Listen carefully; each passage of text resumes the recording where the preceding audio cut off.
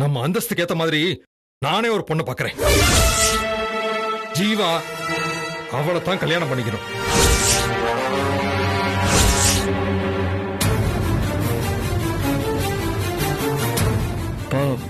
மயிலுங்கிற ஒருத்தி இனி ஜீவா வாழ்க்கையிலே இல்ல. ஐய முதலாளி, டக்குன்னு என்ன இப்படி சொல்லி போட்டீங்க? பாவம் நம்ம சின்ன முதலாளி ஏதோ விருப்பப்பட்டாருங்க.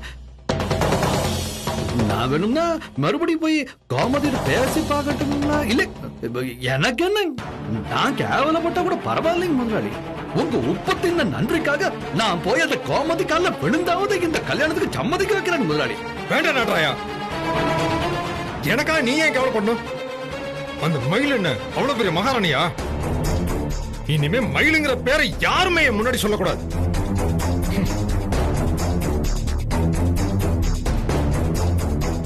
ஜீவா, எனக்கு என்ன சொல்றதுன்னே தெரியல ஜீவா. ஏதோ ஒரு சூழ்நிலை எல்லாமே தப்பு தப்பா நடந்துருச்சு. இது பாரு, இப்போதைக்கு உன் அப்பாவோட கோவத்தை என்னால சமாளிக்க முடியுமான்னு தெரியல. கடவுளை தான் நான் நம்புறேன். உனக்கு விருப்பம் இல்லாத அந்த கல்யாணத்தை நிறுத்தின கடவுள் நிச்சயமா அப்பாவோட மனசையும் மாத்தும்னு நம்புவோம். தைரியமா இரு.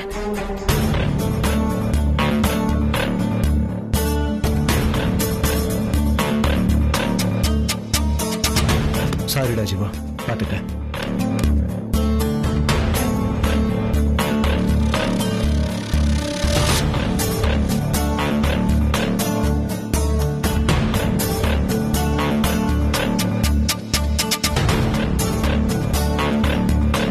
டேய் மச்சான், சின்ன முதலாளி, அப்ப நான் வரட்டுங்களா?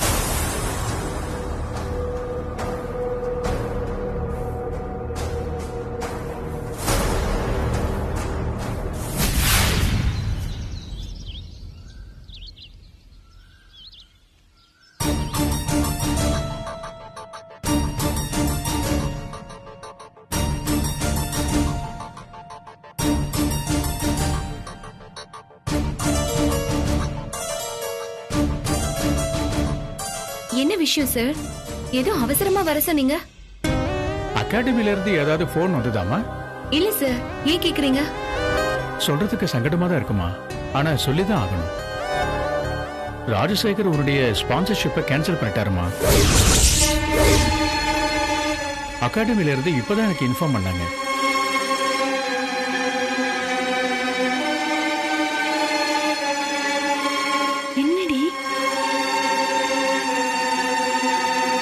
சார் இது அநியாயமா இருக்கு. கிளாஸ்ல சேர்ந்து முழுசா ஒரு மாசம் கூட ஆகலையே சார். அதுக்குள்ள ஸ்பான்சர்ஷிப்பை கேன்சல் பண்ணா எப்படி சார்? நானும் இதுதான் ராஜசேகர் சார்கிட்ட கேட்டேன். அப்பதான் நடந்ததெல்லாம் சொன்னாரு.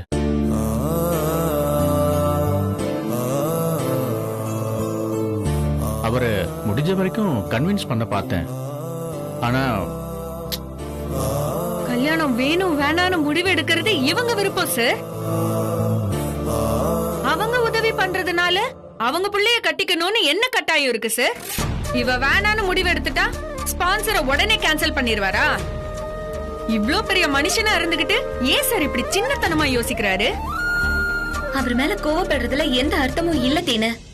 அவர் இடத்துல யார் இருந்திருந்தாலும் இந்த முடிவை தான் எடுத்திருப்பாங்க. இதெல்லாம் நடக்கும் நான் எதிர்பார்த்தேன். என்னால இதை ஏத்துக்க முடியலடி. அதையும் எதையும் சம்பந்தப்படுத்தி பாக்குறதே தப்பு. இப்பவே கிளம்பி போய் நாக்க புடுங்குற மாதிரி 4 கேள்வி கேட்கணும்னு தோணுது. கேட்க முடியாது தேனு. குடுக்கிற இடத்துல அவங்களும் வாங்குற இடத்துல நாமளும் இருக்கோம். அவங்கள கேள்வி கேட்க நமக்கு எந்தவித ரைட்ஸும் இல்ல. என்ன சார் பேசுறீங்க? உதவிய கேன்சல் பண்றதுக்கு நியாயமான காரணமாவது வேண்டாமா? அது முடிஞ்சு போச்சு தேனு. இனிமே அதை பத்தி பேசி எந்த யூஸும் இல்ல. இப்ப நமக்கு இருக்கிற பிரச்சனையே வேற. மயிலு, அகாடமில நீ கண்டினியூ பண்ணணும்னா இன்னும் 2-3 நாள்ல 3 லட்சம் ரூபாய் பணம் கட்டி ஆகணும்.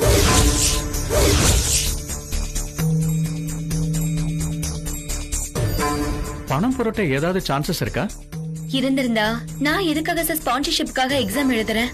உன் குடும்பம் இருக்கிற நிலைமை எனக்கு தெரியுமா. என்னால உடனே இன்னொரு ஸ்பான்சரை ரெடி பண்றது கஷ்டம். 2 நாள்ல பணம் கட்டலன்னா அகாடமில தொடர்ந்து படிக்க முடியாது. இந்த வருஷம் IPS எக்ஸாம் எழுத முடியாது. அதான் உன்னால ஏதாவது முடியுமான்னு கேட்டேன். இல்ல சார், அக்கா கல்யாணத்துல வேற நிறைய கடன் பட்டு நிக்கிறோம். இந்த நிலைமையில எங்களால யார்கிட்டயும் கடன் கேட்க முடியாது. எல்லார்கிட்டயும் ஆல்ரெடி கேட்டாச்சு சார். 5000 10,000னா நானே கொடுத்துருவேன். லட்சக்கணக்கில் பணம் புரட்டுறதுக்கு என்கிட்ட சக்தி இல்லம்மா. சார், யாராவது இனாமா படிக்க வைப்பாங்கன்னு நம்பி நான் போலீஸ் ஆகணும்ன்ற வைராக்கியத்தை வளர்த்துக்கல சார். மேய போற மாடு கொம்புல புள்ள கட்டிக்கிட்டா சார் போகும். பரவாயில்ல சார், இந்த வருஷம் போகட்டும். அடுத்த வருஷத்துக்குள்ள நான் ஏதாவது ஒரு வழியை உண்டாக்கிடுறேன் சார். மயிலு, நான் சொல்றத கொஞ்சம் கேளு. வேண்டாம் தேன, இனிமே இத பத்தி என்கிட்ட எதுவும் பேசாத. நீ கவலைப்படாத மயிலு. எக்ஸாம அடுத்த வருஷம் எழுதலான்னு முடிவு பண்ணிட்டா அதுக்குள்ள எப்படியாவது ஒரு ஸ்பான்சரை ரெடி பண்ணிடலாம். பரவாயில்ல சார், நான் வரேன்.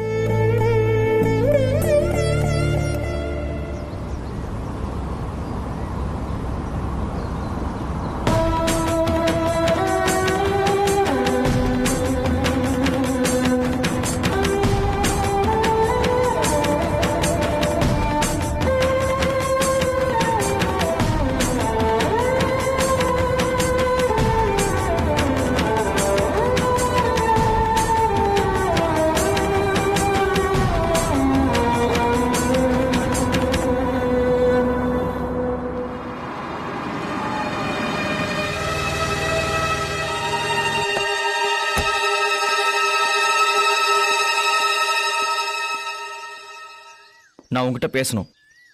உங்ககிட்ட பேசுறதுக்கு எனக்கு ஒண்ணும் இல்ல சார். இங்க பாரு, எனக்கு பதில் சொல்லாம நான் உன்னை போக விட மாட்டேன் மயிலு. நீங்க வீட்டுக்கு வந்தப்பவே நான் பதில் சொல்லிட்டேன் சார். மயிலு, நீ அங்க பேசின ஒவ்வொரு வார்த்தையும் பொய் தான். என்ன நீ காதலிக்கலன்னு சொன்ன பாரு, அது கூட பொய் தான். உனக்கு உன் லட்சியம் மட்டும்தான் பெருசுன்னு சொன்ன பாரு, அதுவும் பொய் தான். மதுவை பழி வாங்கறதுக்காக தான் எல்லாமே செஞ்சேன்னு சொன்ன பாரு, அதுவும் பொய் தான். அதெல்லாம் நான் கொஞ்சம் கூட நம்ப மாட்டேன் மயிலு. சார், அது உங்க இஷ்டம். நான் என் மனசுல இருக்கிறதெல்லாம் சொல்லிட்டேன். என்ன விட்டுருங்க. எப்படி மயிலு உன்னை விட முடியும்? எப்படி உன்னை விட முடியும்? என்னோட மனசு ஃபுல்லா நீதான் மயிலு இருக்க. நீ விலகி விலகி போறது எனக்கு என் உயிரை போற மாதிரி வலிக்குது மயிலு. என்னோட வலி ஏன் மயிலு உனக்கு புரியவே மாட்டேங்குது? சார், நிலைமை புரியாம நீங்க தான் என்ன தொந்தரவு பண்ணிட்டு இருக்கீங்க. தொந்தரவு பண்றேனா? இந்த வார்த்தை சொன்னதுக்கு நீ என்ன பேசாம விஷம் கொடுத்து கொன்னு இருக்கலாம் மயிலு. நான் அப்படி என்ன மயிலு உன்னை தொந்தரவு பண்ண? உன்னை போற இடத்துக்கெல்லாம் வந்து ஃபாலோ செஞ்சு டார்ச்சர் பண்றேனா? இல்ல என் ஃப்ரெண்ட்ஸ் கூட சேர்ந்து உன்னை டீஸ் பண்ணிட்டு இருந்தேனா? என்னைக்காவது ஒரு நாள் நான் உன்கிட்ட அத்துமீறி நடந்திருக்கேனா? சொல்லு மயிலு. என் காதல உன்கிட்ட சொல்லி ஒத்துக்கண்டு தானே மயிலு உன்கிட்ட கெஞ்சிக்கிட்டு இருக்கேன். என் மேல உனக்கு காதல் இல்லைன்னு வையேன், இத கூட நான் உன்கிட்ட செய்ய மாட்டேன் மயிலு. எனக்கு கொடுத்து வச்சது அவ்வளவுதான் சொல்லிட்டு எப்பவோ நான் உன்னை விட்டு ஒதுங்கி போயிருப்பேன். ஆனா நீ என்ன லவ் பண்ணிட்டு தான் இருக்க. அதுவும் சின்சியரா லவ் பண்ணிட்டு தான் இருக்க. இல்ல இல்ல இல்ல. ஏன் மயிலு இல்ல இல்லன்னு சொல்லி என்ன சித்திரவதை பண்ணிட்டு இருக்க?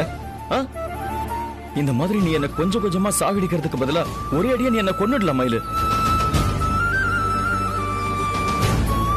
உன்னை காதலிக்கிறத தவிர வேற எந்த பாவத்தையும் நான் செய்யலையே மயிலு.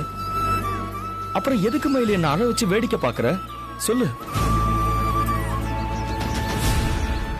என்ன காயப்படுத்தி பாக்குறதுல அப்படி என்ன மயிலு உனக்கு சந்தோஷம்? நீ சவால்ல ஜெயிச்சு என் கல்யாணத்தை நிறுத்தினப்ப நான் எவ்வளவு சந்தோஷப்பட்டேன்னு தெரியுமா? நீயும் நானும் சேர்றதுல இனிமே எந்த பிரச்சனையும் இல்லைன்னு நான் நினைச்சேன். உன் பக்கமும் எந்த தடையுமே இருக்காதுன்னு நம்பினேன். அந்த நம்பிக்கையில தான் எங்க அப்பா கிட்ட போய் நான் என் காதலை புரிய வச்சேன். குடும்பத்தோட உன்னை பொண்ணு கேட்டு வந்தேன். ஆனா உங்க அம்மாவும் நீயும் சேர்ந்துகிட்டு ஏன் அப்படி எங்களை அசிங்கப்படுத்துனீங்க? நாங்க அப்படி என்ன தப்பு செஞ்சிட்டோம் மயிலு? வீடு தேடி வந்து பொண்ணு கேட்டது அவ்வளவு பெரிய தப்பா? பணம் இருக்குங்கிற திமிர்லயோ இல்ல உன்னை ஸ்பான்சர் பண்றோங்கிற அதிகாரத்துல உன்னை பொண்ணு கேட்டு வரல மயிலு. ரெண்டு பக்கமும் விருப்பம் இருக்குங்கிற நம்பிக்கையில தான் நாங்க உன்னை பொண்ணு கேட்டு வந்தோம். அதை நிராகரிக்கிறதுக்கு உனக்கு எல்லா உரிமையும் இருக்கு. ஆனா அதுக்குன்னு ஒரு வரமுறை இல்லையா? சம்பந்தம் பேச வந்தவங்கள அவமானப்படுத்தி அனுப்புறது எந்த விதத்துல மயில நியாயம்? உன் லட்சியம் என்னன்னு என் குடும்பத்துக்கே தெரியும். அதுக்காக தான் உனக்கு ஸ்பான்சரும் பண்றோம். ஐபிஎஸ் படிச்சு முடிச்சதும் கல்யாணத்தை பத்தி பேசிக்கலான்னு ஒரு வார்த்தை சொல்லிருக்கலாமே மயிலு. அதை விட்டுட்டு ஏன் நோகடிச்சு அனுப்பணும் சொல்லு? நீ பண்ண காரியத்தினால இப்ப எல்லாமே முடிஞ்சு போன மாதிரி ஆயிடுச்சு மயிலு. நீயும் நானும் இனிமே சேரவே முடியாதுங்கிற நிலைமை உருவாயிடுச்சு.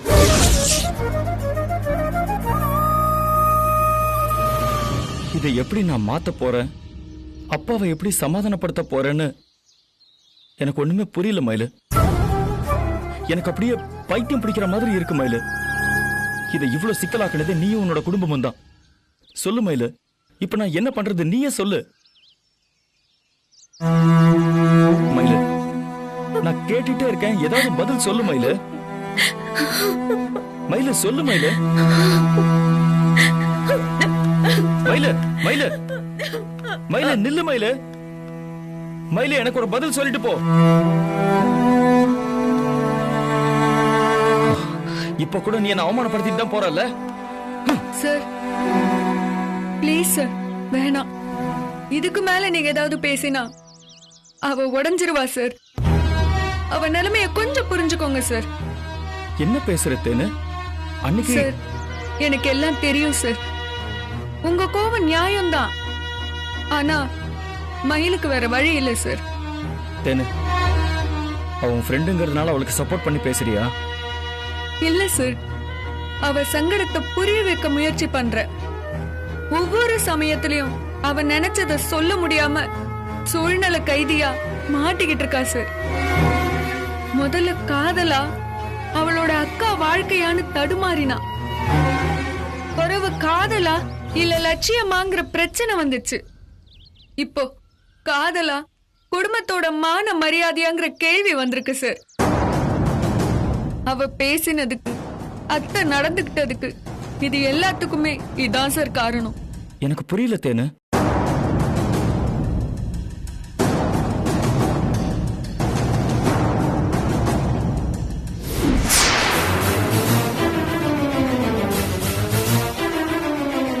நல்ல குடும்பத்துல பிறந்தவங்க எவ்வளவு தான் பொண்ண ஒரு பையன் கூட தனியா தங்க விடுவாளா?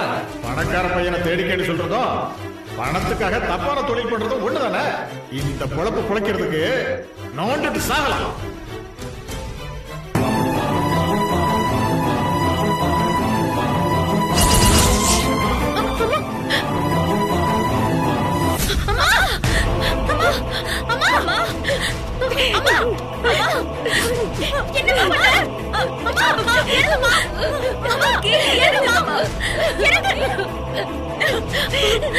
என்னம்மா இது? என்னமாச்சு? ஏமா இப்படி பண்ணிட்டு இருக்க? வாய மூடு. உங்களை எல்லாம் பெத்து வளர்த்ததுக்கு ரொம்ப நல்ல பேரை வாங்கி கொடுத்துட்டீங்க. என் பொண்ணுங்களே என்னை இப்படி அசிங்கப்படுத்துவாங்கன்னு தெரிஞ்சிருந்தா அன்னைக்கு உங்களையும் கொண்டுட்டு நானும் செத்துப்பேன்.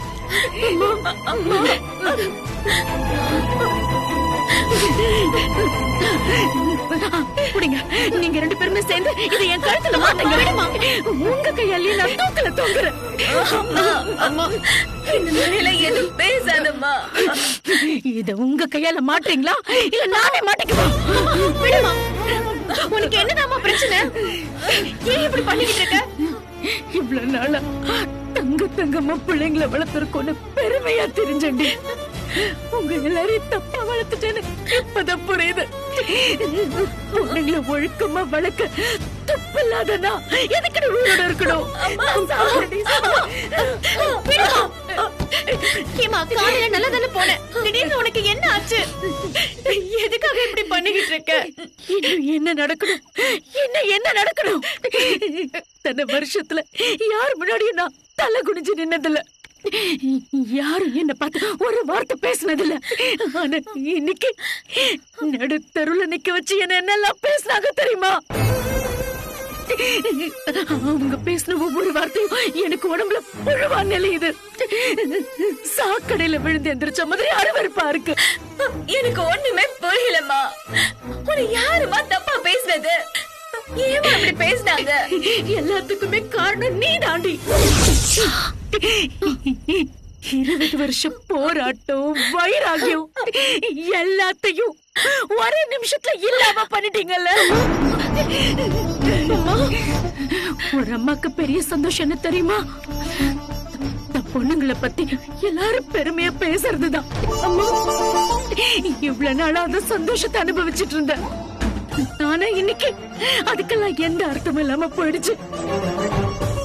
நான் உங்களுக்கு வேணா ஒருவேளை சோறு போடாம இருந்திருப்பேன், துணிமணி வாங்கி கொடுக்காம இருந்திருப்பேன்.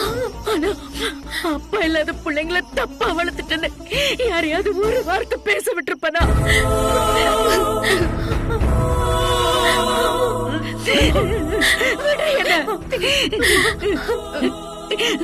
பெத்த பொண்ணுங்களுக்கு நகை நட்டு பணம் காசுல சேர்த்து வைப்பாங்க.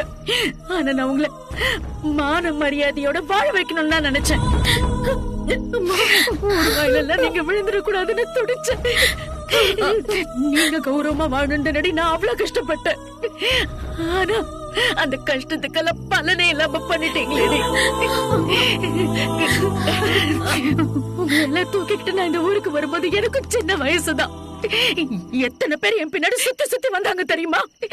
எத்தனை பேர் என்ன கட்டிக்கிறேன்னு சொன்னாங்க தெரியுமா? ஆனா நான் எவனையும் என் பக்கத்துல நெருங்க விடல. நான் செய்யற ஒரு சின்ன தப்பு கூட உங்களை பாதிச்சிட கூடாதுன்னு தீர்மானமா இருந்தேன். நெருப்பு மாதிரி நின்னு உங்க எல்லாரையும் நான் வளர்த்து ஆளாக்குனேன்.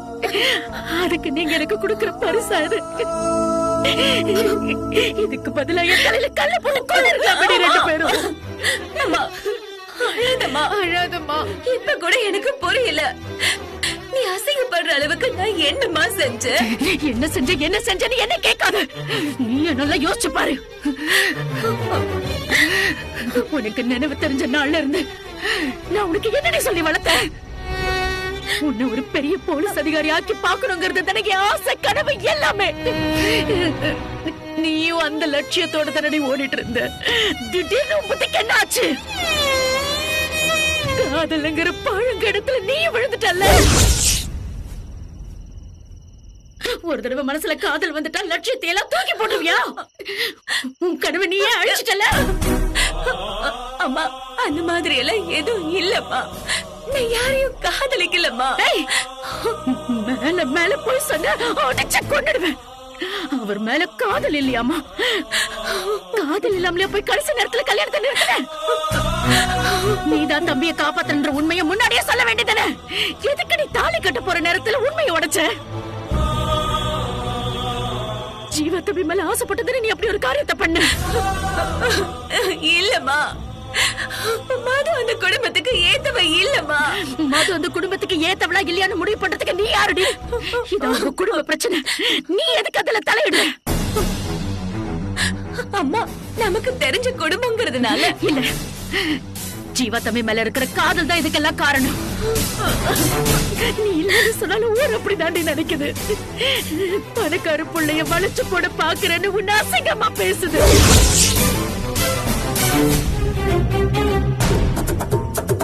உன்னோட சேர்த்து என் வளப்பையும் தப்பா பேசுது. பணக்கார பையனை பார்த்து கட்டிக்கோங்கன்னு நான் தான் அவங்க எல்லாருக்கும் கத்து கொடுக்கறேனா? என் பேச்சை கேட்டுதான் மலர் முதலாளி பிள்ளைய கட்டிக்கிட்டாலும். நீ ஜீவா தம்பிய மயக்க பாக்குறியா? உன்னதான நான் பெருசா நம்பினேன். பொண்ணு புத்திசாலி, அம்மாவோட கஷ்ட நஷ்டம் புரிஞ்சவ, பொறுப்பானவ. எனக்கு அப்புறம் இந்த குடும்பத்தை கௌரவத்தோட நீதான் காப்பாத்துவேன்னு நினைச்சேன். ஆனா இப்படி நீ கழுத்திருப்பேன்னு நான் நினைக்கலடி.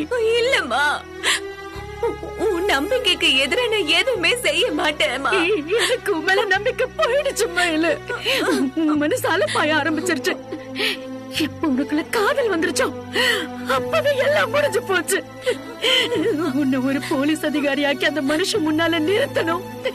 என் சவால நான் ஜெயிச்சுட்டேன்னு அவர்கிட்ட காட்டணும்.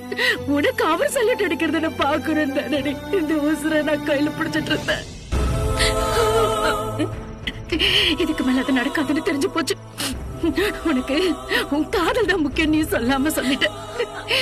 உன் அம்மாவோட ஆசையை நீ நிறைவேற்ற போறது இல்லைங்கிறப்போ நான் எதுக்கு உயிரோட இருக்கணும்? தூக்கில தொங்கிடுறேன். எப்பொழுது தூக்கி போட்டு நீ 2 பேரும் என்ன வேணாலும் விடுமா? லட்சியத்துல இருந்து நான் மாறலமா. செஞ்சு என்ன நம்பமா? அப்படின்னா நீ எனக்கு ஒரு உத்தரவாதம் கொடு. நீ நினைச்சது நடக்கிற வரைக்கும் இந்த காதல் கல்யாணம்னு நீ தடமாறக்கூடாது. எந்த சூழ்நிலையிலும் அந்த தம்பிய வந்து கேட்டாலும் அவர் காதலை நீ ஏத்துக்க கூடாது. உனக்கு இந்த லட்சியம் தான் முக்கியமா இருக்கணும். அதுல மட்டும் தீவிரமா இருந்து நான் சாதிச்சு காட்டுவேன்னு சொல்லு. இந்த உத்தரவாதம் கொடுத்தாதான் நான் உசுரோட இருப்பேன். இல்லன்னா நான் போய் சேர்ந்துறேன். அம்மா, எனக்கு உன்னை தவிர உன் லட்சியத்தை தவிர வேற எதுவுமே பெருசு இல்லம்மா.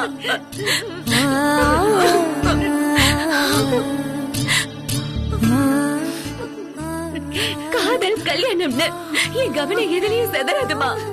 நீ அசிங்கப்படுற மாதிரி நான் இனிமே நடந்துக்க மாட்டேம்மா. நல்லபடியா படிச்சு பரீட்சை எழுதி நான் நினைச்சதை சாதிச்சு காட்டுறேம்மா. தயவு செஞ்சு என்ன விட்டு போயிடாதம்மா.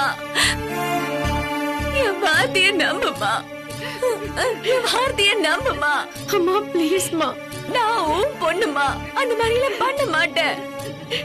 அம்மா, நாங்க சொல்றத கேளுமா. எங்களை நம்புமா ப்ளீஸ்மா.